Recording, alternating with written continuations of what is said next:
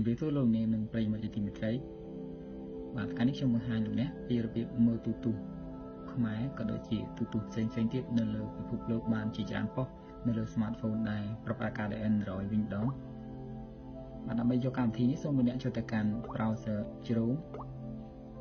បន្ទាប់មកវា address ខាងលើបាទគឺ store.mdcgate.com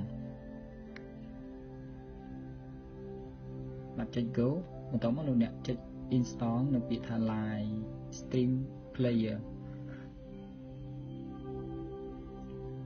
បន្ទាប់មកលោកអ្នកចុចឲ្យចំពាក្យថា download apk file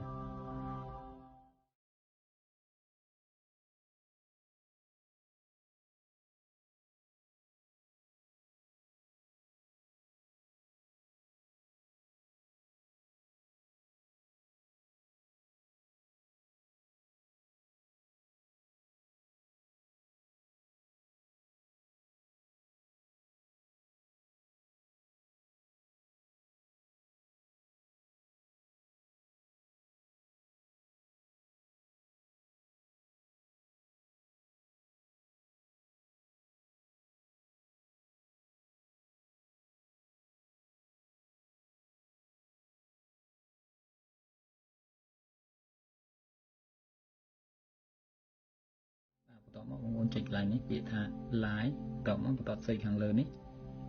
ចុចខាង search ខាងលើនេះវាប៉ុស្តិ៍ណាមួយបាទមិនមែនប៉ុស្តិ៍ទេគឺវាប្រទេសណាមួយឧទាហរណ៍ថាយើងចង់មើលប៉ុស្តិ៍ខ្មែរអញ្ចឹងយើងវាយកន្លែងនេះខ្មែរចុច search បាទនេះទទួលប៉ុស្តិ៍ខ្មែរវានឹងចេញមកបើសិនជាបងប្អូនចង់មើលប៉ុស្តិ៍ផ្សេងៗដូចជាប៉ុស្តិ៍កូរ៉េប៉ុស្តិ៍ HBO របស់អាមេរិកអញ្ចឹងបងប្អូនចុចនៅបន្តនឹង search បាទឧទាហរណ៍ថាយើងមើលពេលនេះយើងមើលប៉ុស្តិ៍